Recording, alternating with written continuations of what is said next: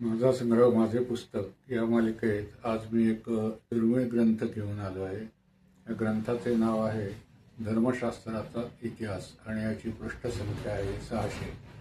मूळ ग्रंथ संस्कृत पंडित श्री पा. काणे यांनी इंग्लिश भाषेमध्ये अनेक भागांमध्ये हिस्ट्री ऑफ धर्मशास्त्र हा प्रचंड ग्रंथ प्रसिद्ध केला आहे.